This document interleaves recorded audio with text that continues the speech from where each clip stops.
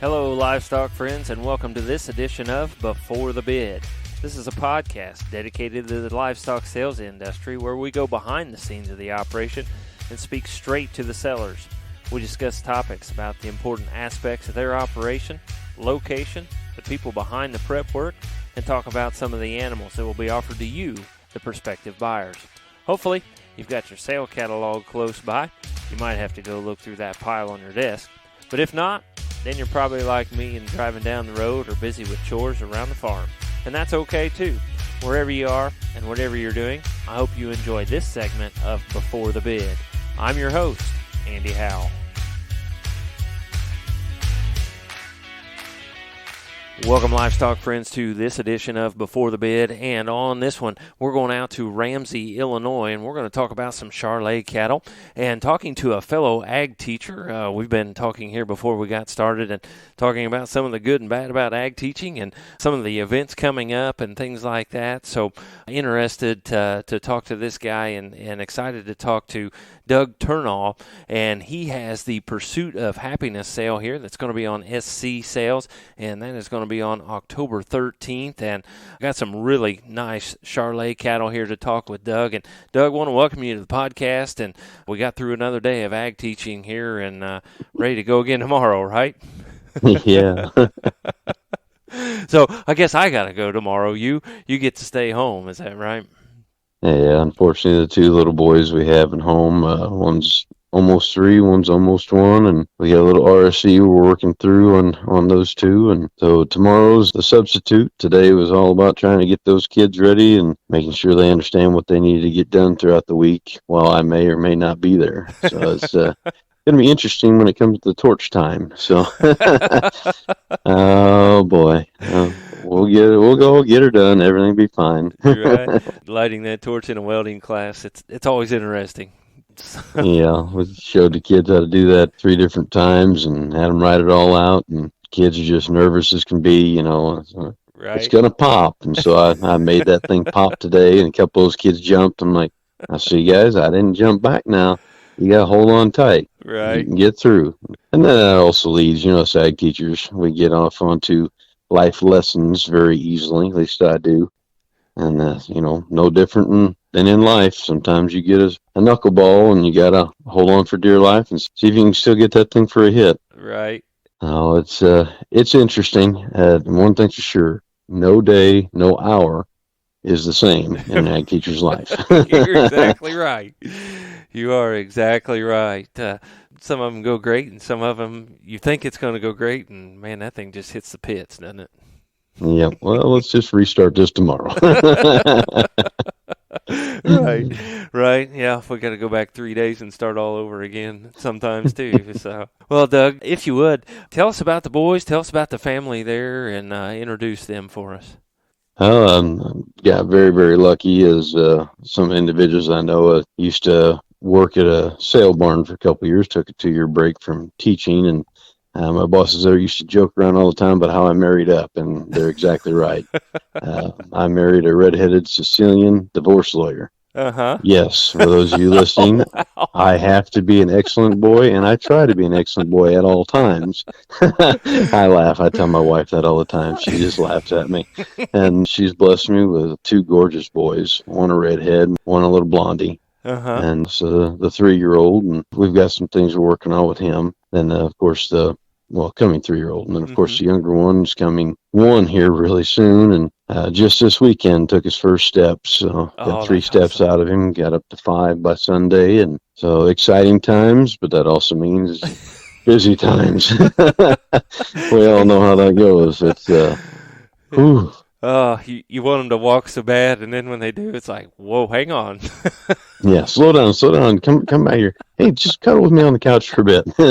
Daddy needs a break. He's old. Oh, wow. That's exciting. Yeah, I started a little later in life, just slightly past 40, and that 41 range, and I got 2 in diapers. So right. Chasing the boys around and being in the jungle gym is sometimes a little problematic. Right. Yeah, I can understand that. I started a little bit earlier, and so as I tell everybody else, just hold on to those guys, because before you know it, they'll be 14. You'll be teaching them in class, Oh, And man. yeah, it's kind of like, hang on. Yeah, I got my girl in class this year, so that's a little interesting. Oh, yeah. So, so you guys going to get to come out to National Convention then? Yep, we're going to get to get a 2-day trip out there. Unfortunately, we've got to be back for a band performance on Thursday by 5 p.m. So we're going to go out Wednesday and Thursday and try to catch as much as we can. And, the kids are all excited and they want to go, go, go. And Right. But, when you're in a small school like I am, it's hard to be able to do everything. Right. I just happened we moved to Ramsey, and then a couple of years later that they had the opening for ag teacher come up, and they couldn't find someone to take it over. And I didn't really want to go back into teaching, but they convinced me of it to keep the program. And ever since, things have been going really, really well, and we're building. I mean, they're not used to a teacher like me that pushes a little, maybe sometimes too hard, and I have to try to back myself off a little bit to build a program. And we're working, and the community is wonderful. The community really backs one another. So it's a good place, and it's been a good move for us as a family. Right. But, there's all kinds of things you kind of wish you could go and do. But I'll be honest, we have a very small town here. And so you have the haves and the have-nots of any other small town. But when you can be there for those kids that are either the haves or especially the have-nots, it's a special place in your heart. Right. There's so many I just want to pick up and say, pack your bags, come live with me. Yes. And unfortunately, you can't do it. You'd have a house full of them. You can't really pack the house with 20 kids and then have your 2 little ones along with. Right. So we do everything we can. We talk a lot of life lessons during ag class, and that's okay. Right. If that's what they take out of the time with me, then so be it. Right. I'm all right with that. I always have education on my mind and my heart. My number one love is the cattle. Number 2 is the education side. So when I do judge some of the shows here in Illinois and things of that nature, I take a different approach to things. And we talk out classes before I place them. We go through and we talk about what animal should that heifer be bred to, or what's that bull going to be used for most correctly to get the best out of them, to try to help those kids have a better understanding, rather than, as you know very well, if you go through and place them, one young man, his heifer gets 4th out of 4, and automatically his ears are turned off and he's upset because he's worked so hard, and he doesn't get a learning experience from it. And that's the part that I wish we could change with the youth programs we have here. Everybody's so worried about snagging that big ribbon, but a lot of times we forget about the educational side of it, which is the exact reason why parents are buying quality cattle and having those kids work them. It's for them to learn and gain lifelong experience, not just about cattle, but in life. Understand we have ups and downs, we have bumps, we have bruises. Right. You hope you don't have too many bruises, but things happen, and you got to be able to roll with those punches in life. And that's why my parents got me into this. It's why everybody else has their children into this. Right. Don't think there's a better way to raise a kid than through what we do. Just a little bit about me. As an ag teacher, us ag teachers can kind of ramble a little bit. I'll let you on to our next spot. No, we're fine. We think we're talking good, and sometimes our students think we're rambling. So it's just a matter of different opinions. Yeah, they always enjoy that. You got off topic again. I'm like, yep. Yeah, okay, yeah. Might be 5 minutes, might be 50 minutes, right? Exactly. You started to talk a little bit about the history. If you would, tell us about your upbringing in the cattle business and some of those background things that you have that got you interested in doing what you're doing. We started off as a very small herd, my first year in 4-H, we went and bought one heifer, and slowly built from there. And my grandmother used to tell me I was the excuse for Grandpa to get back into cattle. Always good. We had a small herd. It was a modest herd. Everybody worked 2-3 jobs to try to make ends meet.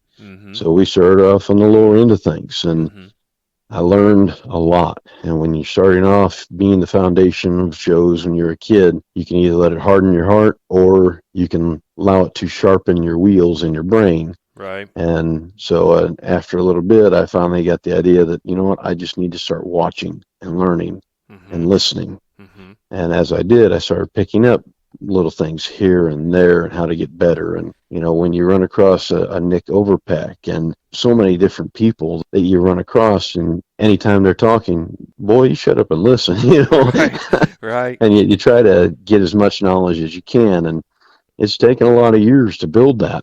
Mm-hmm. But, my time at U of I on the judging team and being able to get introduced to new people with different concepts on how cattle are raised, genetics, nutrition, you finally build up your arsenal and build up your toolbox to where you can handle more things. Mm-hmm. So that's one of those things when I restarted, I had to sell out to get through college. When I restarted, I pulled myself away from the family to do things differently. Mm-hmm. And that was a struggle, right out of college, ag teacher salary, especially in Illinois, where, it wasn't a 12-month contract. Mm-hmm. To be honest, there's a lot of days where it was bread sandwiches and, Right. the one meal was the school lunch. Right. But, Right. it is what it is. When you believe in something and it has your heart, there's nothing you're not willing to do and strive for. All that struggle, all that strife Mm-hmm. has really built up for us. We've had some wonderful success. Again, being such a small herd, I'm able to focus on each individual animal Mm-hmm. and being able to make sure those matings are going to fix what this needs, what that needs, and trying to fine tune that nutrition as we go on. And so my time at the sale barn got me introduced to different ways to build gut health. Mm-hmm. And the overall health of that animal as we move on. And when you got to do it yourself, you learn how to trim feed if you have to. And man, there was a bull we were reserved at Illinois State Fair with one year that I literally had to trim his feet in the stalls the day before. Oh, wow. Because my grandfather didn't believe in trimming feet. Mm-hmm. And so there's a lot of things I learned from my grandfather. Majority of them I do not do. I mean, he Right. gave me my chance and he gave me my shot, and Right. a lot of things to really be thankful for there, but there was a lot of learning needing to be done as Mhm. well to extend it from there. But it's one of those things to where you try to pick up every trick of the book you can. But one thing I have watched over the years is there's a lot of tricks that you could use, and there's some of them I just don't use. Right. We try to keep cattle as natural as possible. Mm-hmm. I like cattle to be cattle. I Right. don't work them every single day. I want them to be broke, but I want them to be cattle. I want them to gain. I want them to be able to be turned out into that pasture when it's all said and done and go make money. Right. So that's the big thing. We watch these videos and et cetera. We'll see the legs aren't fitted, tail head's fitted. There's a couple sprays of glue on an underline and a top line. Mm-hmm. The necks and heads are all, pretty much zipped. Mm-hmm. So we can see exactly what's there and what's not. We've all in business been around this long enough. We've seen animals that are presented as high as they possibly can come sale day. Right. And for me, Bill Wilson did a wonderful job along with his son Chad that the cattle, when they got to their sale, they weren't fat and sassy. Mm-hmm. They had a lot of grow left in them. And so you were buying into animals that were ready to take off and ready to go and had that gut health and had everything done that needed to be done. As you took them home and put them onto a feed system, they took off and went from there. Right. And I tell my students all the time, you don't want to buy an animal best it's ever looked in its life is the day you buy it. Right. You want to buy an animal, and every day at your place, it gets better and better and better. And so everyone should be able to see through these videos and pictures that a lot of these animals are green yet. There's not a single animal in here that should be labeled as fat, because if so, I've done my job incorrectly of my own mindset. Mm-hmm. We like to keep them natural. We like to understand that there is a growth pattern that we need to hit, and I want them looking the best possible when it comes to junior nationals or Kansas City or wherever that end goal is. Right. Junior nationals, mention that. Every year I make sure I get to junior nationals, and I'm out helping those families that have done business with me in the past and are currently doing business with me. So I'll make another trip out to Nebraska, I believe, is this year's junior nationals. So I will make sure I'm there for anybody that's, got heifers to fit and take care of. Try to do as much service as we can. Right. And then, with the two small kids still in diapers, it's not like I can be gone every weekend, but Right. I can definitely make sure I can get to the big ones Right. and do what I need to do. So Right. also helps with our job that we can get to do some of that stuff in the summertime. Yeah, especially summertime, things get a lot easier. And at this point in my life, I'm getting a lot more phone calls for judging. And, one thing, since I did change that pattern of how I do things, I will say most times when you judge a show, there's always somebody that disagrees with you. Right. And I've been very, very lucky the last 4 or 5 years that I changed this pattern. Very few individuals have ever had a complaint because we talk it out. Right. I don't place them before I talk them. I talk them first, so that way everybody can understand exactly where I'm coming from. And I think that opens up a lot more discussions for the parents at home with the children and the people making the breeding decisions. And then also for me, because I do get called at times for some consulting and things of that nature that I'm glad to do. And most times I just pick up the phone and just answer the calls. Right. And try to help what I can. Right. I think that's great. You've probably seen some things come through that sale barn and some successes and some wrecks and things like that as well. I mean, we're kind of talking a little bit different type of animal and cattle, but still you can apply that to what you're doing at home and what you're selling. And you're exactly right. And I met so many different people through there that I'm working as a consultant for about 5 different guys here in Illinois right now that are commercial gentlemen that are trying to reinvent their herd. So many of the sale barns talked them into buying these really good, cheap cows. Everyone listening to this podcast probably understands exactly what I said and what was wrong with that. So trying to go through and teach them how to go from men with cattle to become cattlemen. Right. And developing that cull program, developing the genetics, things of that nature. And really starting to put a foothold in Southern Illinois down here on why we need to carry a white bull on our black cows. I'm not going to say that I can possibly move 100 bulls at any point in time in my life, but as that builds, more and more people see it, and I get more and more phone calls. So if I don't have a bull, I call up somebody and say, hey, I know this gentleman has 6 bulls, or that guy has 5 bulls. Right. And I try to get that person set up with the right bull for them. And hopefully those people that I help sell animals for, do the same for me down the road. I'm not an all for me type person. I never have been. Probably a little problematic with that is, as my father says, sometimes you're a little honest to a fault. So, so be it, Right. I always rail on my students about integrity, and, it's, if I'm going to preach it, I better live it. Right. You're right. That's how it goes. So I'm okay with that. Exactly. And all the education that you've had, all the hard work that you've done, all the selection that you've done and things you've paid attention to turns around, and we can get right into some of the success that you guys have had. You guys have had quite a bit of success here coming up through and showing some of these, selling these cattle. So if you would, take a few minutes and tell us here a little about some of the successes that you've had, and that'll kind of get us into some of these cattle that are in the sale as well. Well, I'll tell you what, the big ones for us have been mainly 2 bulls. That Fearless bull woke a lot of people up to us, and we had some good females before that. But, people are like, oh, he's got 1 or 2 heifers, and, okay. But that Fearless bull was a structure changer. I had never seen a bull that perfect out of his front end before, and he bred them that way. And you could see those club calves or those big knuckle-kneed, steep hip females. He could change them in 1 generation, and he was very special. We had a gentleman out of southern Indiana come in and buy partnership into him. Unfortunately, did mess up his hip as a 5-year-old, and we ended up having to put him down. We've got maybe 100 straws left on that bull, and Jeff Jackson actually jumped on him and used him to a lot of success. And you'll see that lot 1 female is a No Doubt. Fearless, his registered name is In Excess is No Doubt.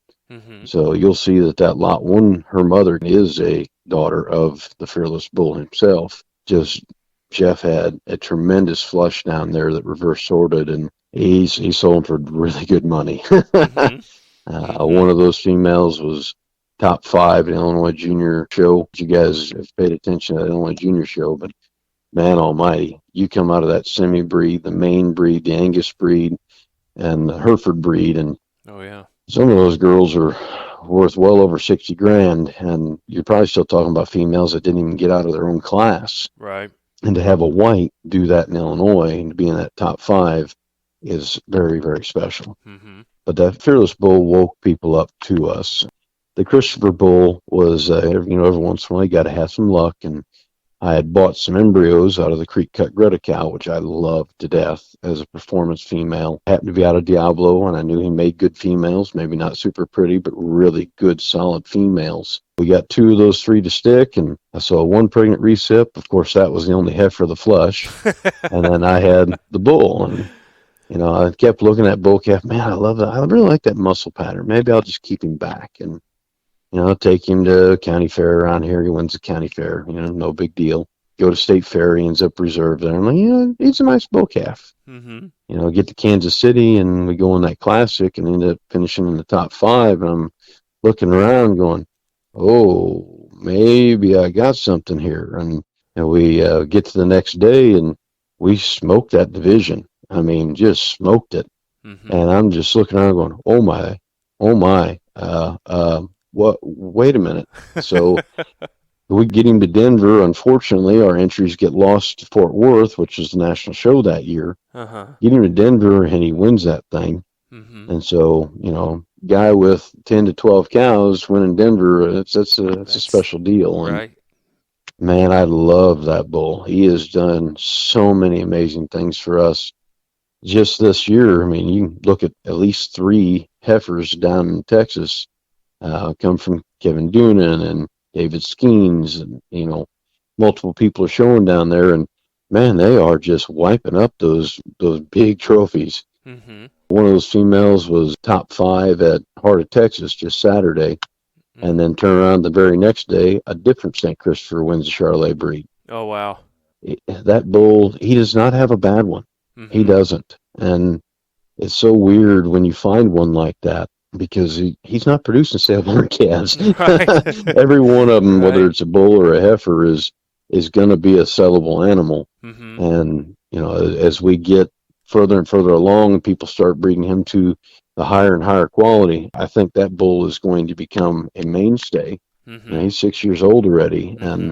and he's doing everything he has been asked to do and more. And SEMA sales are proving that people are waking up and coming on. Mm-hmm. And we're getting to the point to where the other partner and I are discussing about needing to up that semen price a little bit, back up to $50 a straw, but we haven't made that jump yet. Probably something that's going to be coming down the path here soon. But Mm-hmm. man, that bull is just, you can't find him wider. You can't find him as clean jointed as he is. Mm-hmm. I mean, that's like a Mack truck on glorious rims. I mean, and the side that really shook me on that bull is a 6-year-old. Mm-hmm. He has never been on a hoof trimming table. Oh wow! Ever. Most show bulls been on a hoof trimming table probably more times than you can shake your fingers. Right. And that bull's never seen one. Mm-hmm. So just love the foot on him. We collected him. He collected 1,000 straws in 4 jumps. Oh geez. When you talk about a sound animal, he's sound on all sides. Mm-hmm. That's awesome. That one's pretty darn special. And we've had some females do that. Fearless's mother, you'll see her. We got some embryos out of her to Christopher down the line. Mm-hmm. We sold her as a 7-year-old in our first online sale for $10,500. Mm-hmm. That thing paid herself off in under a year in embryo sales alone. Mm-hmm. You'll find out the Lot 2 bull, that mother, that's our lead female, that Dolly cow. Mm-hmm. And that one is just, wow. We bought a set of embryos. We had 2 heifers. Sold one in my first sale for $14,000. She went to California. Mm-hmm. We kept the bigger heifer, who was a little slightly shorter neck than the other one, but had a bigger weaning weight and yearling weight.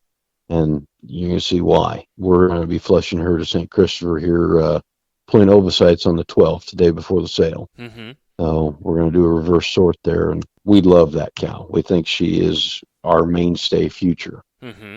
We've also got Fearless's mother, they call her Ice Queen with Richland Farms, new owners. We've got an outsider to her, won her class at OKC at the national show this last year, and we're expecting exciting things out of that one. Mm-hmm. We're carrying 2 more St. Christopher daughters. One we're already put into the ET program, and you'll see her first ET calf is that Lot 6 bull. She went out in Louisville at the national show and won her class on junior show day and ends up second on open show day. But the young lady, the 8-year-old girl showing her, that heifer decided she didn't want to mess with that day. So we ended up second. That's how that goes. Sometimes you have good luck, sometimes you don't. Right. We're definitely building and going and moving forward, and we're always trying to be a little different. That's why you're not going to see every single outsider or firewater, and we've got to be a little different to put our stamp on things and to be able to sell cattle that can still go out and be used on everybody else's that are using firewater and outsider. And so that's where our focus is here. We know we need to be a little different, and we're very good at being a little different. Right. My wife, if she heard that, she'd really be laughing right now. Yeah, something to keep you standing out and being a little different. They're not all bad on that stance. So if you're ready, Doug, let's get into some of these cattle. Let's first, they can see some of that success. They can see some more information. They can see it on your Facebook page. You've got TCCS, Thurnau Charolais Cattle Services. They can go to that Facebook page. They can like it, follow everything that you're doing. I have liked it already, and looking at some of those things down there. You've got some sale information. You've got some pictures of some of those successes. Where else can we get some information on you guys, on the sale, that sort of thing? Of course, on SC. And then SC is the big one, and then Facebook as well. Okay. I'll be honest, I have not updated our website here recently. A little too many things going on, but as we get a little closer, we'll get that website back up and rolling. I believe it's tccattleservices.com. Right. But, feel free to, give me a call sometime and let's talk. And that's whether you do business with me or not. I love talking cattle. So Right. It's always a good escape from the teaching or the poopy diapers you got to change, those type of things. So we all know how that goes. Right. Yes. Yeah. So you guys, if you're not watching the podcast video on our Facebook page or YouTube channel, if you are, where you can go look at these cattle while we talk them, go to SC. And again, the sale is on October 13th. So go down there, the Pursuit of Happiness sale. And Doug, let's get into this lot one and start off with a bang here with a really, really good one. Man, I really like this lot one female. Her mother's out of that Fearless Bull, and her mother did some winning when they campaigned her down in Texas. That family bought her from Jeff Jackson. She won multiple titles down there. That female is now up at my place being managed by me, and they had her bred to Bad Hombre. And, Bad Hombre hasn't had a ton of them hit the market yet. But, man, if you can see the extension this thing's got up front, if you've seen a picture of that Bad Hombre bull, you know exactly how she's got the rib dimension and that extension up front. And that came through on that bull hard. That Fearless line carries that as well. But she's not no little dumpy thing. There's so many of them out there that look really cool right now. This is one of them that she's going to keep getting better. She's got a little more frame to her. She's not going to be, again, that 5-framer. She's going to be a big girl. She's going to be a pretty girl. She's got that rib dimension. I love how she gets out and travels. That's one of them that, again, we kept her real clean. Zipped that front end. There's nothing special to that neck that we did to it. She's as clean as she needs to be, and she's just flat good. We come in and look at that thing and really evaluate her from top down. This is one in my mindset, man almighty, I want to breed her to the St. Christopher Bull so bad. It's not even funny. Right. Man almighty, I think that is just a home run waiting to happen. We're going to keep one flush back in her. And if you can tell already by me talking, you can probably guess on what bull we would use that flush on. How many guesses do we get? Yeah, I don't think you need many. An April female to boot. Boy, she is a flat good one. And, yeah, watch her video. Check out the pictures on this one. Boy, I'd be excited about her. She's got a weaning weight out of this world. She makes everybody else in the pen look little, and the other ones are not slow growers. Right. She's just that much gas. It's going to be interesting. I feed a 20% fiber with about a 14% protein and 2.4 to 1 calcium. That's my personal ration. And then I cut that half with pre-con, and this female is just going to town. Oh, I mean, yeah. I can't wait. Somebody gets her home, puts her on that high fiber diet, and she's just going to continue to get better. Mm-hmm.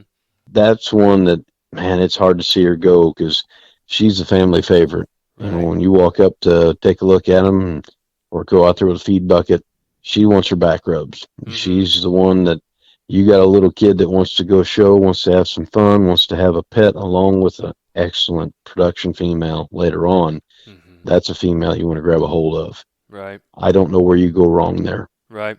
And like you say, I don't want to call her green, but she's in condition enough. You take her home, you feed her, and you like her every day from now on. Yeah, you're not going to see fat developing on her pins. You're not going to see fat down her top line. Mm-hmm. She's still relatively green. Mm-hmm. She's just a big girl. Mm-hmm. She's got the rib dimension to go with it. She's not flat-sided. She's got the spring of rib that tells you, okay, this thing, we can feed this thing. Mm-hmm. We can get something done here. Mm-hmm. And I like how we kept her, we didn't fit those legs to keep her soft and to show just exactly what her hock looks like. Right. Because there's some individuals that get a little tough on some turton bred things on how they don't handle their hock just exactly right. And man, this one don't do that. Mm-hmm. Fearless has really kept that thing sound, and that's just flat a good female. Yep. Love that beautiful front end, that beautiful head. That one, just your heart can get wrapped up in that one real quick. Absolutely agree. Doug, these guys want to see one raw, and they want to see one real, and they want to see one not dressed, not anything. Go to the Facebook page, TCCS, Thurnau Charolais Cattle Services. Go down there, look at this Lot 2 video that you have put up, and you want to talk about a good one right here with this bull. I tell you what, sometimes somebody really ought to take my phone away from me because it's just so hard when you got animals, especially like him and her. Man, this Lot 2 bull, I just can't help but shoot a video of him every time I'm around him. And you see that latest video I put up on him. He's just standing there at the gate. He's dirty. He's been running for a week. We pictured and videoed, and I gave him a week off. I'm not going to over push him and trying to get him ready for Kansas City as well, and released him out on some grass as well to keep things rolling just right. And man, that thing is just impressive, whatever direction you see him from. But when you see him from the rear end, like I have on that video, you have a new appreciation for what muscle truly is. Mm-hmm. And you have a new appreciation for what shape of rib should look like. Yes. That thing he's as three-dimensional as you can possibly get. And yet he stays clean jointed, just like my Christopher bull, and gets out and travels and tracks. And then you look at that front end, and man, that neck is so cool. Mm-hmm. I've never gotten super excited about a bull calf in my life. The Fearless bull I really, really liked. He came along and he grew into it. The Christopher bull I talked about, I didn't really know what I had until I got to Kansas City. This bull calf, 3 months old, I turned around the pasture and went, oh, what, that little twin bull calf? Oh my God. And I'm infatuated with this thing. Man almighty. He's got a cool head and that neck. This thing is really, really neat. That Dolly cow has hit it out the park. And Dolly is a Turton Cross Stealth 9509. And I love that cow. Udder, everything. We absolutely adore her. And she has the same attitude as that Lot 1 female. She's a lovey-dovey, and as bull calf is becoming that way as well. I think he understands that we find him pretty special. Is this her with him on the... Yeah, I went ahead and put a picture with her and him next to each other as when he was a smaller calf. And man, it's just, I've got a picture of her as like a 9-10 month old as well at Tennessee Agribition. That's the cow power coming behind that bull. Mm-hmm.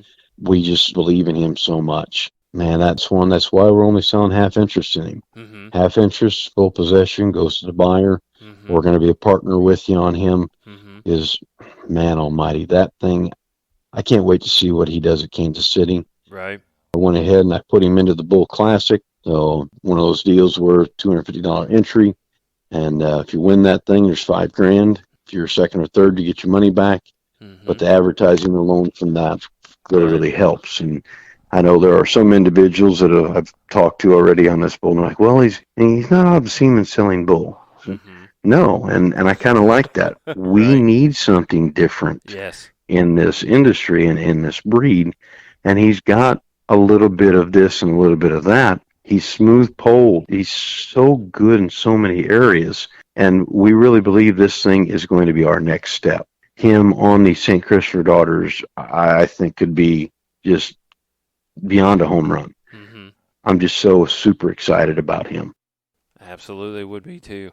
We have a tremendous amount of luck there, and we want to do everything we can to advertise him correctly. And man, everybody's looking to go on to something that can go on to the Outsiders, the Firewaters, that type of thing. Mm-hmm. And we've already got 2 bulls, the Fearless and St. Christopher, that have been proving to do that and do it well. Mm-hmm. I think this guy's our next step. And, I've always tried to be a heifer producer, but sometimes you just have to go with what you're good at, and apparently it's bulls. So Right. we won't have that every single year, obviously. Right. But when you get a good one, you got to recognize it. And Right.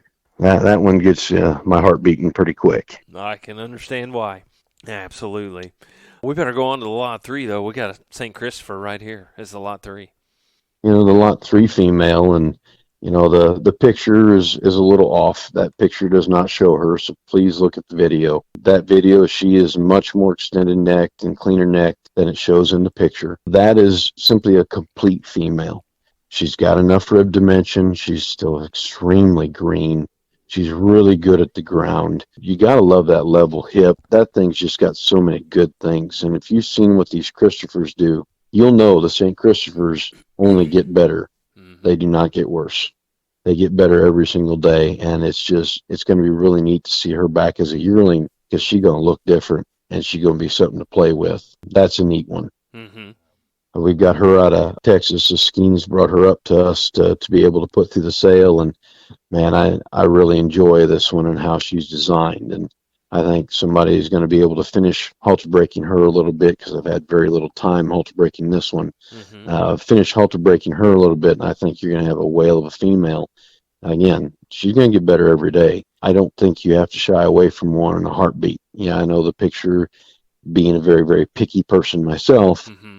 that neck looks a little scrunched. Mm-hmm. Again, she was pretty rough broke when we took that picture on halter. And so you look at that video, if you see her on that video, you'll see exactly what I'm talking about. Right. Don't just slide past that thing. Right. Yeah, I agree. If you're not, if you're just going to SC to check these out, absolutely go see that video. And again, we'll have it there on the podcast video. But yeah, absolutely, you will like her neck and her front end when you watch that compared to the picture. Absolutely agree. So.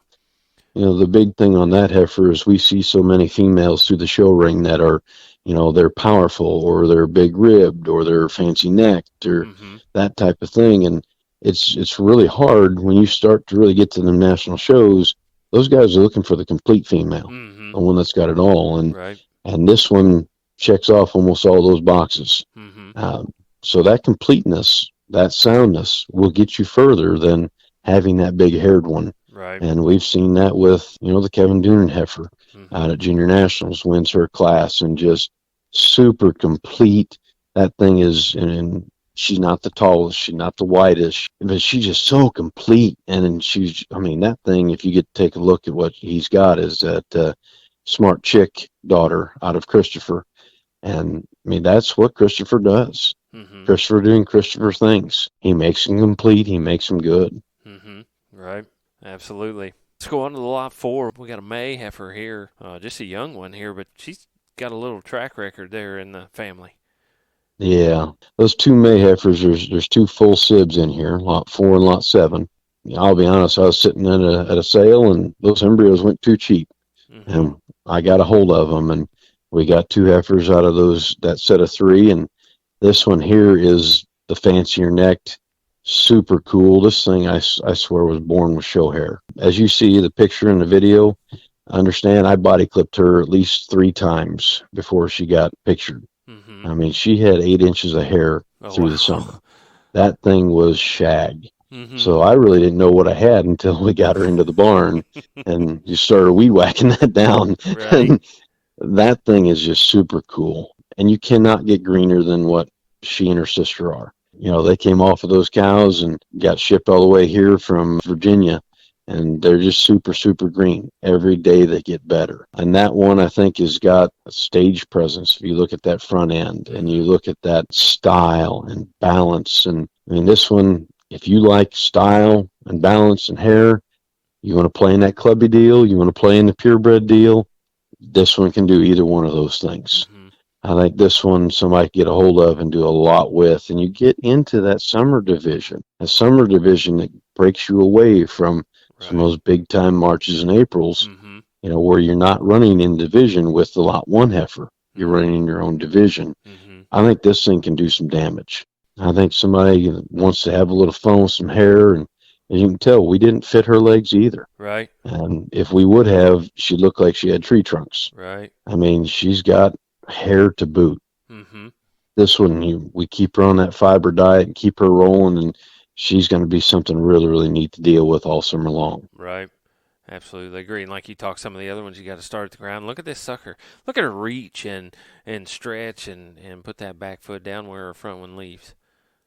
Yeah, and she's a full sib to the DF Nikki female that was a national show division winner. Mm-hmm. And I believe the DF Nikki sold for $20,000, and I think she's freakier. Mm-hmm. She definitely got more hair than the Nikki female.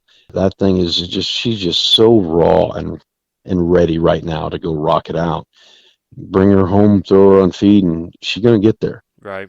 That family's proven it. That cross has proven it. You know, this is a female that could be sneaky good by next fall. Mm-hmm. Run her to Kansas City and Louisville, and Lord knows where he might be. Right. Have a lot of fun with that one. Mm-hmm. Lot 5, we got a March female. So we try to breed for multiple different things here. The worst thing in my mind I could do is pump out heifers that all look the same throughout the sale. And so you see every heifer's a little different because everybody has a different feeding system. Everybody's got a different genetic profile they're looking for, that type of thing.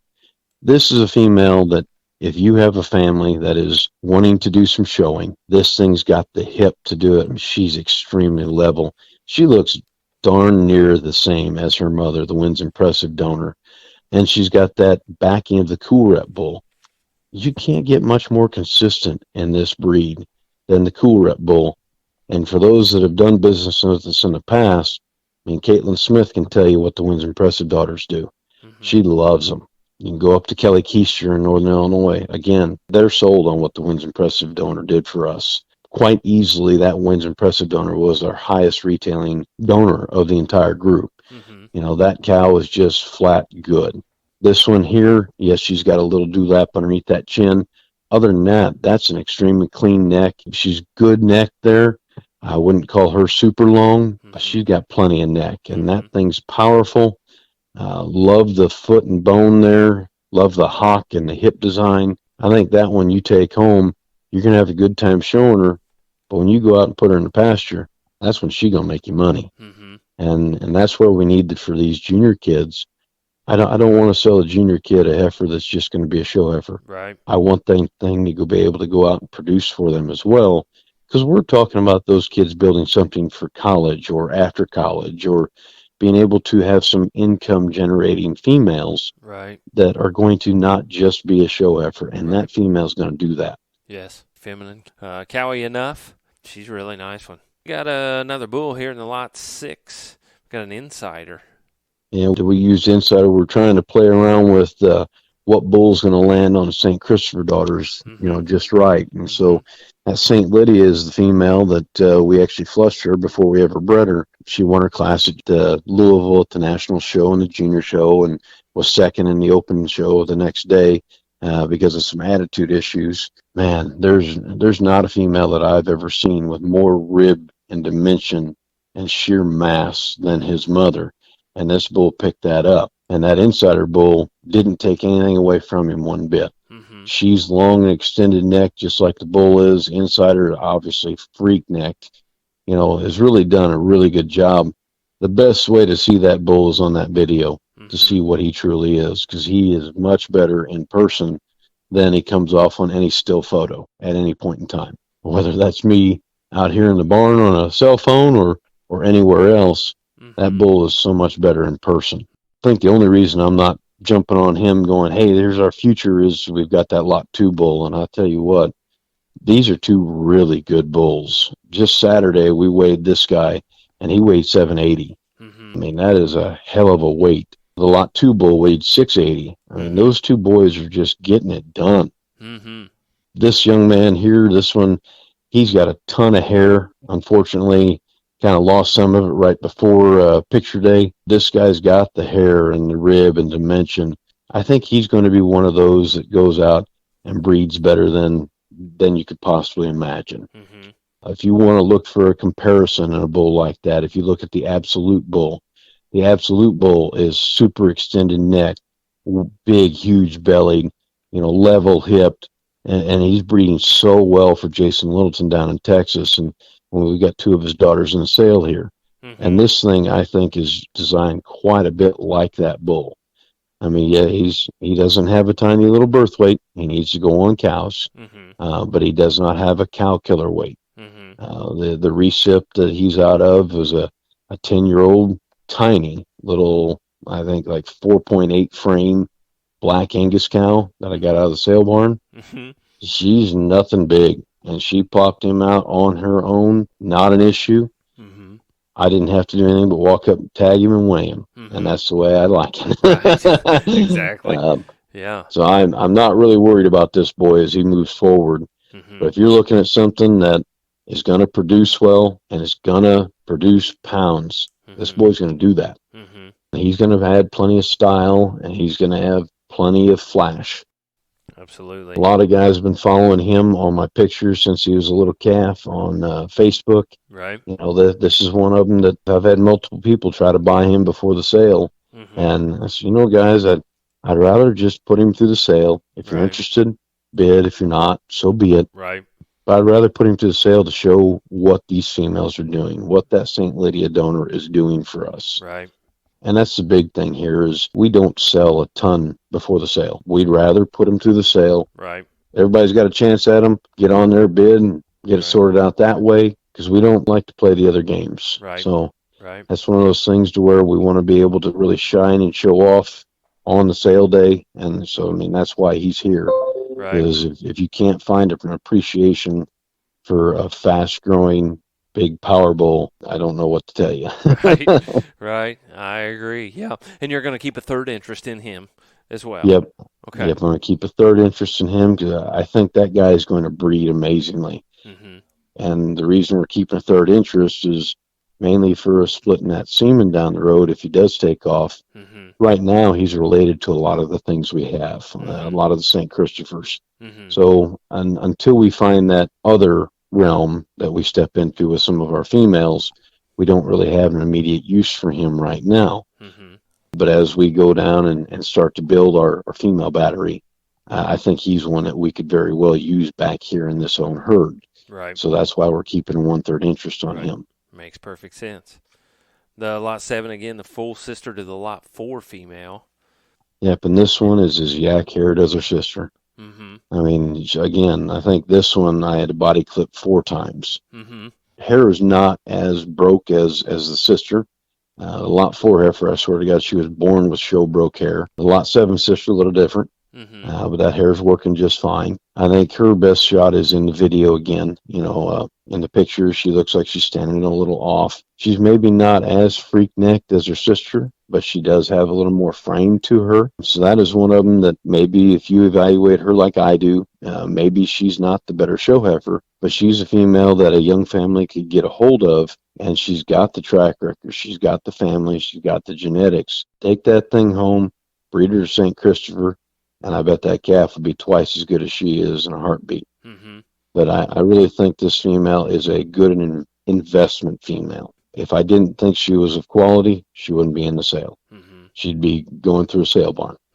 And that's the benefit of having a small herd that I am extremely strict with. If I don't believe in them, they're not in the sale. They're not getting sold in a purebred sale whatsoever. They're disappearing to a sale barn.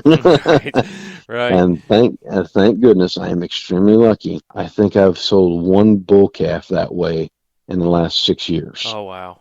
Yeah. And so I mean, you get a small herd and you're able to be extremely picky and you really put in the time to study them and breed them the right way. I think you're not going to have to worry about those issues. Mm-hmm. And so we haven't, I believe, because of that reason. Right. Agree. Great way to go about it. Pay attention to that and be very selective. That's going to end the 7 live lots, but then you've got some embryos, you got some semen and different things down through here and some stuff that's really, really exciting, like the lot 8 donor that got some insider calves coming out of. So those embryos will be full sibs to lot 6 bull. I'll be honest, if you get a heifer out of that, I'm going to be extremely, extremely jealous. But if you get a heifer out of that, please call me. We put some of those embryos in this year into one of my students' herds that we use as a cooperator herd. I've actually got 2 past students that we do that with. Mm-hmm. And so hopefully they stuck, but those guys don't preg check, so we won't know until calving time. Uh-huh. We've got 5 embryos left out of that flush. We're going to sell 3. We're going to keep the other 2. We're going to implant them this coming spring. But, the reason we got the 6 bulls, because I was trying to breed for heifers. Uh-huh.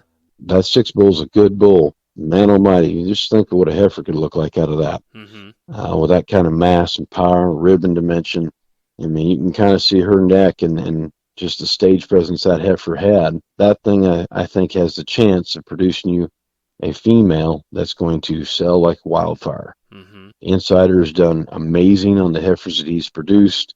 He's even produced, a bull that won the Classic last year. An Insider bull, when you selectively use him on the right females, he's good. Mm-hmm. You don't want to use him on everything. Right. But if you selectively use him on what you think's going to work, he's really good. Mm-hmm. And this female and him work really good. And you can see that in lot 6 bull. Right. Absolutely. We're excited about those embryos, and like I said, whoever gets them, if they get a heifer calf, I'm going to be A, jealous, and B, I want a phone call. Right. I want to follow that thing. Right. Or maybe even an opportunity to bring her back. And that's a very, very, very, that's a possibility. Right. If I can't get a heifer out of it, I may need to find it some way or another. Yeah, maybe we shouldn't tell them exactly what you're thinking, but that might be a good thought, you think? Yeah. One of my things about buying these embryos is and when you got a small herd, you're kind of worried, how many bulls am I going to get? How many heifers am I going to get? You've kind of got that nailed down here in the lot 9. Well, last year we learned a hard lesson. Last year we did not have an online sale because we landed all bulls. Oh, my. That was a tough year. Mm-hmm. Land all bulls and you're focused on a female sale. Right. Whew, it was a rough year. Mm-hmm. But this lot 9, Booth out of Missouri, this is their embryos. And the female you see pictured there is their Roxy. And they've got a full sib to Roxy named Tiffany as well. And I love these 2. That Roxy female, I and about 6 other people tried to buy her off of them at Junior Nationals when we were down at Fort Worth, and just wouldn't do it. And I love, Braden is a very, very smart young man, and he knows what he has there. Mm-hmm. So he's selling embryos that are full sibs to that cow. If you get to know that young man, you'll know that he did take one bit of advice from me. He used St. Christopher on her for the first calf. And their crystal heifer, oh my, wow. Mm-hmm. I love that thing. I tried to buy that one too. And they're not going to let that one go, but it is what it is. Yeah. I'm not ashamed one bit. I would gladly take these home with me and put them in next spring. Mm-hmm. And that's what I'm selling is embryos that I'm willing to put right in right now. And so I don't want to sell anybody my junk. I don't, Right. Honestly, that stuff just needs to go on the ground and getting rid of. And that's what happens here. Mm-hmm. These are embryos that, man, if you've seen those heifers, you're going to want a piece of one. Mm-hmm. And there are quite a few people that tried to buy that Roxy female, and the only option they've got is to get one of their own, and here's their chance. Right. Absolutely. Sounds exciting as well. And you talk about a lot of embryos, and some of us like to collect a lot of embryos and like to collect a lot of semen, and we run out of cows to put it in, kind of what happened here on the Lot 10, isn't it? Yeah, exactly. The KC design bull does not need any introduction. And if you've paid attention to that DSUL Erin, the Y32, she breeds exactly the way she looks. Man, that thing is just stout, stout, stout. I hate selling these, and I'll be honest, there's going to be a floor on them, but and it's not a super high floor. Mm-hmm. But I've got no problem putting them in myself. Chance of somebody else to put them in if they want. Mm-hmm. But I think this is a tremendous cross, and that's why I bought them from the Grand Hills dispersal. But man, I can't get them all in. Mm-hmm. I've got only a few recips here at my place, and those two young men that are past students of mine only have a few recips over there. So if I can get 20 to 30 embryos set a year, let's be honest, if I can get 20 set a year, I'm good. Right. If I can get 30, I'm smiling. Right.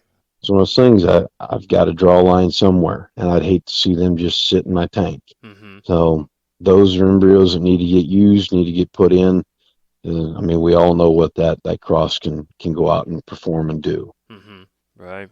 You're excited about St. Chris. We've talked about him. Put him on this Ice Queen female, and we got the embryos here for the lot 11. This Ice Queen female, again, this is the mother to the Fearless Bull, and you'll see in the lot 12 a picture of the Fearless Bull. This female is why the Fearless Bull was just so damn structurally good. Mm-hmm. She was just structurally impeccable. Love that front end. You just love everything about her. That is one female that has just done a tremendous job for Richland Farms in Indiana. She's selling club calves. She's selling purebreds. I even own one. I have owned an outsider out of her. They sold some embryos, and an individual here in Illinois got them and went ahead, and he had an online sale, and that heifer was in there, and I couldn't say no. Mm-hmm. So I mean, I definitely, when there's a good one out of one of mine, I'm definitely going to be paying attention. Right. But we've got 5 embryos left there.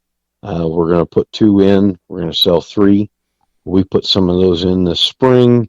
We've sold some females out of that before. My sale 2 years ago, we sold a heifer out of that went down to Southern Illinois. I think she sold for $32.50. She was another May that was extremely green and raw and just super cool designed, and kind of wish I'd have left that one at home, but I didn't. Mm-hmm. You know, you kind of kick yourself when you got to sell those, but that's one of them that, you know, that family's doing awesome with. She's got a heck of a little bull calf side down there. I don't know how you go wrong with the Ice Queen and the St. Christopher when you get them mixed. Mm-hmm. That's just flat going to be a good animal that you can go out and put in and use. I don't see where you go wrong there at all. Mm-hmm. Agree. She is really, really cool, and put St. Chris on her. Kind of want to get me in the Charolais business right now. I tell you what, there's a lot of people coming over. This white breed has changed. Yes, it has. It has. We were always growing up, and we were always the more moderately framed ones that were just a little more consistent, Mm-hmm. that stayed sound. And back when we got into it in the 90s, they weren't them giant, and Mm-hmm. we've stayed that way. I still like the bigger females, Mm-hmm. but I'm using them on individuals that are still moderate. So I like to hover in that 5.5 to 6.5 frame. Mm-hmm. You get over 6.5 frame, I'm turning away. But Mm-hmm. you know, a good big cow or a good 5.5 framer, I can't bat an eye at them. I mean, they're just good, solid females. Right. We talked about the Fearless earlier. We got some embryos here in the lot 12. And this is a specialty deal. I and Josh St. Peters went in and bought a flush in that impressive 405. If you've ever met the gentleman from Welcome Grove Charolais out of Tennessee, all of his best females in his herd are out of the 405 donor. And she was a 12-year-old when he offered us that flush, and I love that thing. We sold a Rushmore bull out of her in our sale 2 years ago, who's just tearing it up for the new owner in Pennsylvania. The pictures of those calves, and he's working on a commercial herd and some purebreds, but mainly commercial. And those commercial calves are just, damn, they're good. Mm-hmm. It's really, really neat. Wish they'd kind of throw some halters on a few of them and get them pushed out. But that impressive 405 is as much maternal power as you could possibly want. And it comes from a gentleman that, Silas Maxwell, he's an older gentleman that they're not going to be able to go run and gun at a lot of the national shows. So there are some times that some of us miss those good cows that aren't being promoted at the national shows at times. And this is that one. This is one of those. So Josh and I bought that flush. These are Josh's 3 embryos. And so I used my 3. We've got a bull calf on the ground, landed about 75 pounds. That just came here mid-September. So we're waiting to see how that one goes. But I'm expecting great things. Mm-hmm. we bought that flush hoping to get heifers. The Fearless Bull, his heifers average about $7,000. And it's hard to keep one of those when they sell that well. Right. It's hard. I can't wait. If there lands a heifer out of that one, again, like I've said about another flush up there, we land a heifer out of that one, I may be wanting to buy an interester or buying a flush on that one down the road, because his daughters are just that damn good. And that cow doesn't miss. Again, Silas's herd, the best ones he has is out of that 405 cow. And many of them have become donors themselves. Right. So I think that's one of them that's a good quality flush. No, it's not a big high name show donor. That's just flat a great cow. Wants to make you money and keep you in business. Exactly. You like to play a little dangerous here. You're going to offer some more embryos on this lot and just have a few left here in the lot 13. And the lot 13 is actually the mother to, well, she's related to the Ice Queen. She's out of the same cow as the Ice Queen. And then she's also the mother of the St. Lydia female. We actually sold this donor as a 10-year-old in our sale 2 years ago for $32.50. She went to Colorado. We flushed her to Fargo for her last go before we sold her. And we've got, I think, 5 embryos left. So we're going to put 2 in ourselves and sell the other 3. This is the female that raised our biggest yearling weighted bull ever. The bull we called Teacher's Pride, who won his division at Kansas City and went out and was second in his class at the national show at Louisville. And, he's in Iowa working on a commercial herd. That boy was a big 7-framer. He was well over 900-pound weaning weight, and his yearling weight was 1,513 pounds. And, I mean, that dude was just, he just kept adding it on. And this female did that. She's got every bit of the growth, the rib dimension, and this female has got the hair. The Ice Queen female had hair when she was young. This one had more hair. You can see the picture of her when she was getting shown. She's a little tinted because she just had so much hair at all times. We showed her at Louisville, and I had to body clip her multiple times, and she still had another 5.5 inches left. Eventually, I just had to give up and say, you know what, we're going with this. Right, let it roll. Well, that's really cool. Yeah, if you like the lot 4, we've got some full sibs here in the lot 14 and 15. Yeah, lot 14 and 15. Again, we get to that wins impressive donor, and man, she landed 19 in her first flush, 21 in her second conventional flush. I mean, when you land that many, you've got to let some of them go. Right. We did her to Icon, and we have 8 embryos left. Well, we've got a past customer that called up and said, hey, we want all 8 of those embryos. Don't you dare even put them in the sale. So those are going out to Washington. So we've got the Cool Rep Wins Impressive embryos left. We've got 15 of them. So we're going to offer 3 of them, and then we're, kind of a pricing deal. If you want 6 of them, maybe you'll be able to get a slightly better deal on those, because sometimes people don't want to, bite into 6. Right. We're going to implant the rest of them. We're not going to sell the rest. The rest are going to be used here. So you see a sale next year, year after, you're not going to see those embryos up for sale. This is a kind of a one-shot deal on those.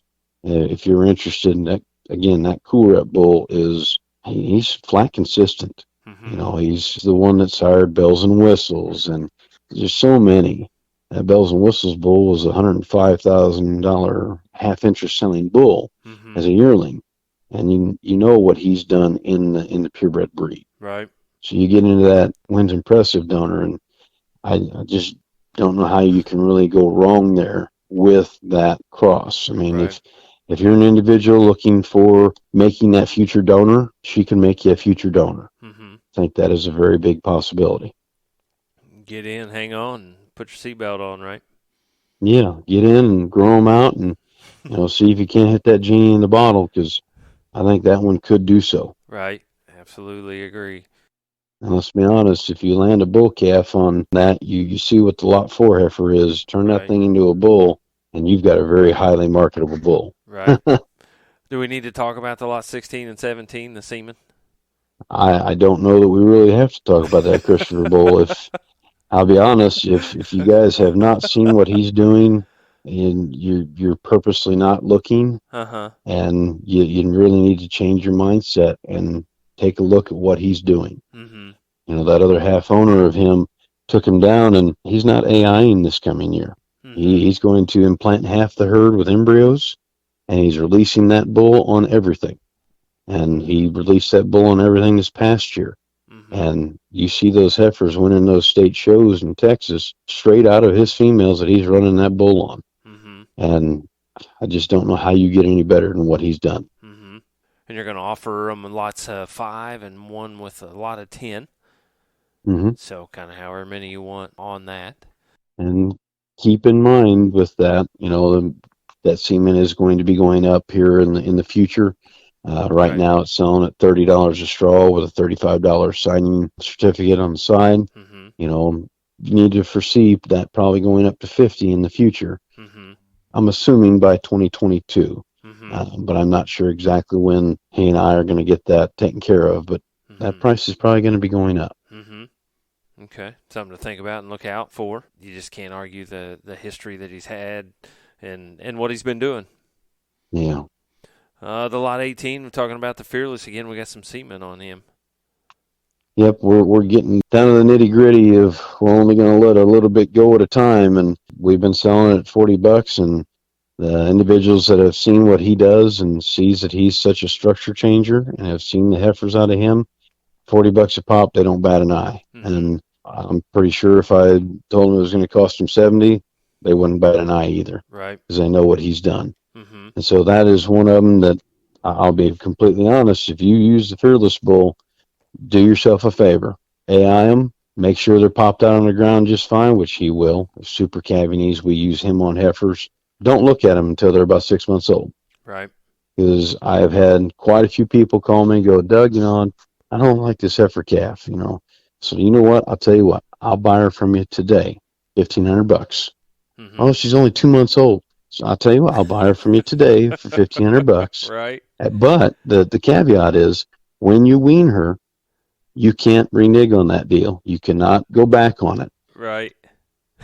And I can tell you right now, I don't own any Fearless heifers at my house because every one of those, they weaned them and went, Doug, no, never mind. She's not for sale. Right. Right. And, or they sell for a lot of money. man, I tell you what, I could have made a lot of cash if they'd have said yes. Right. Right. But I warned them ahead of time. I said, you're not going to like me. It's going to ruin a relationship. Right. But I'll do it if you want to do it. Yeah. And every one of them they've kept. Mm-hmm. That's awesome. That's risky, but that's awesome too. It is, but I mean those heifers will get it done, and they will continue to grow, and they will continue to come on. Right. They're kind of like the ugly duckling supermodel. Start out a little ugly, and they start out they're okay, and all of a sudden it's like that beautiful supermodel that hits their 20s, and all of a sudden you're like, wow, and that's what the Fearless Bull does. Right. That's awesome. Just hang on and keep feeding them. So yeah. Everybody wants that new bull. Everybody wants the new stuff. Everybody wants to do that. They can be pretty safe right here, staying with the fast track and doing what he's done. And maybe some of those guys like some of that older school stuff and know a little more safe, and you can do that right here on the Lot 19. Exactly. We just happened to luck into the 2 straws on him, and it's one of those things where, man, I could use him on heifers. I could so many different things, but you got so many irons in the fire, and all of a sudden you start looking through the semen tank, and you're like, I think I need to lighten the load. And so that's one of them here. Right. That fast track bull made his owners a lot of money in semen sales, and he did it for a reason. He was consistent, and he was a high quality bull. And that's one of them. You need to have something that is not related to anything right now. And you want to try to make that spit shine bull calf or out of that show heifer, or make that heifer calf that is just a little bit different. That guy could do that. And I don't know what that exactly is worth. It's going to go for whatever it goes for. Not really super easy to find. There are some guys with it out there, but that's going to go whatever it goes for. We talked about that Lot 6 bull and how nice he was and being an insider. And then we've got some insider semen here as the Lot 20 to round out the frozen section of the sale. Yeah, we really, really like supporting the junior nationals and that stuff. And we ended up buying 2 sets of 5 of semen through that, 5 one year and 5 the next year. And, we used 3 on that flush, and we're going to keep another 3 for another flush that we're planning, and so it's kind of like, well, we got 4 that are here. Right. We can't use them on everything. Right. So we're going to go ahead and let these 4 go, but we're still keeping 3. We still believe that there is a purpose for the insider bull, especially on those St. Christopher daughters. So, as we're building up here and looking down the road, him and Dry Town and this Lot 2 bull we call Jardani, I think are bulls that are going to work extremely well on that St. Christopher line of females. And so, we're not, I don't want anybody thinking we're giving up on that insider bull. That's not the case. Right. We believe in that cars are doing a wonderful job with him, and you can see what he's producing for them. They do really, really good work. But, we've got those extra straws in the tank, and we all need to make room. So, there's 4 up for sale. Right. Yeah. And share that wealth on those. And what a good deal of supporting the junior nationals with those and doing that. My dad likes to do that. Man, if there's semen for sale and it's for a good cause, he's all over it. Yeah. So I know where that's coming from. We normally end up putting a package of St. Christopher semen through on that every single year. And so we've always just been a part of it, to try to help them put that together, because that's a lot. I mean, there is a lot of money and a lot of time and not near enough thanks that goes in to the people that are putting that on. Right. And so it's nice to help out. This past year, we bought a flush that we're super excited about through that. And so Dale Hecht had a flush go through there as a female they call Savannah. And it's full sib to the 9509, the Stealth 9509 cow. And we had bought some foreigner semen. And we did the first reverse sort flush on foreigner to that cow on an IVF deal. And so we got 7 embryos, and we've put 6 of them in, and we're really excited about that for next year. So those are going to be calving out in the spring. And like I said before, we're trying to be different. We're trying to be on that cutting edge side, and sometimes it's a little risky. Right. But nobody's going to make it big if you're not willing to risk. Right. And so, that's why we're there. We've got some of those females that are going to be consistent as can be. You got that cool rep female in the sale. You've got some of those females that are a little risky with some newer genetics, but they fit exactly what we need. Right. Those are the sound, big bellied, good necked females that are not fat already. Because we all know what happens to a fat heifer calf. Right. She turns into a rough looking yearling. Right. She doesn't normally make that junior national trip or to that state show or to the fall shows, especially at Kansas City, Louisville, Denver. We're very picky on how we handle those females here before they get off into somebody else's herd. Right. Right. Makes for repeat customers and makes for people that know what they're going to get when they come to you guys and buy those. Exactly. And we're such a small herd, and social media is wonderful for us, but we also recognize social media is a downfall. At any point in time, if my integrity is not held in check, or if I'm not offering a good female, or if I'm not helping out with any questions that I need, if I'm not being the customer service side that I need to be, somebody's going to be upset, and I don't want to ruin a name I've worked so hard to build. Right. Because with social media nowadays, you can ruin a name real quick. And so we work very hard at trying to be everything we need to be to help out. Right. Absolutely agree. So, Doug, man, I appreciate you spending some time with us. Anything else we need to know about this sale before we wrap this thing up? Pretty much, I believe in what we've got. I believe that those are good, solid purchases. I think those are animals that can go into a herd and make change. So I hope you find as much value in those videos as I do. Hope you find as much value in the genetics as I do, because every one of them can do something a little different. I think we've got something in here for about everybody. Absolutely agree. So, Doug, again, appreciate it very much. Take care of those boys, get those guys well, and get everybody healthy there at the house. And appreciate you taking time to do that with those guys being sick and things. So just want to wish you luck there on the sale. October 13th, again, you guys are at Ramsey, Illinois. You can check that sale out on SC Sales. Go down to the Pursuit of Happiness sale. And so, Doug, just want to wish you luck with that. Thank you, sir. I really appreciate your time. And, as ag teachers, we know how that goes. The time is limited. Right. And it is what it is. And we're going to keep striving forward. Right. Yep. Hopefully one of my 2 little ones one day picks up the fever and comes along the ride with me with the cattle. Right. I know my father is itching to be the grandfather at ringside. And so he can't wait till, hey, can the first one show it at 4 years old? My wife's going, no, and I'm like, shh, Dad, she won't know. Just, yeah, they probably can. So the one side I joke with my dad all the time. This is the last thing I'll leave you with is I joke around with my dad. I said, now, Dad, we can't burn them out real quick. Their first 2 or 3 show efforts, they're going to get the worst heifer of the bunch. Mm-hmm. And the rest got to sell to the sale.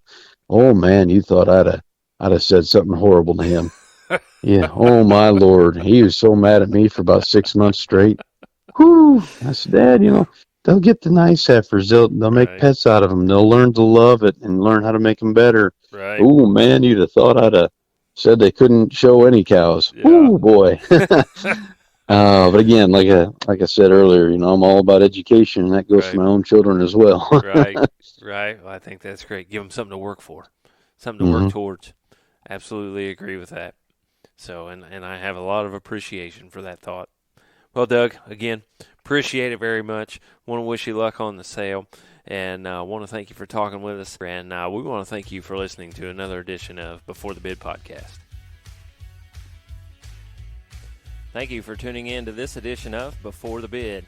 For more information and to learn more about upcoming podcasts and sales, visit us at beforethebid.podbean.com or Facebook, Twitter, YouTube, and Instagram pages. For information on being a guest on Before the Bid, please email us at beforethebid@gmail.com or one of our social media pages. Remember, that's beforethebid@gmail.com. Happy sales to you, and we will talk to you next time on Before the Bid.